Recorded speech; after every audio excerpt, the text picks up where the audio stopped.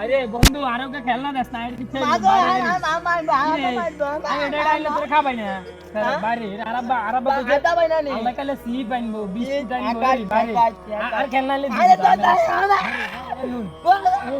ভাই ভাই আল্লাহ মেলাতে আনবো আচ্ছা আয় তো মিলি দিলি খেলি কি রে বাড়ি আর এটি তুই খেলস না খাড়া বাড়ি ওটা খেলনা দে বাড়ি ওটা খেলনা দে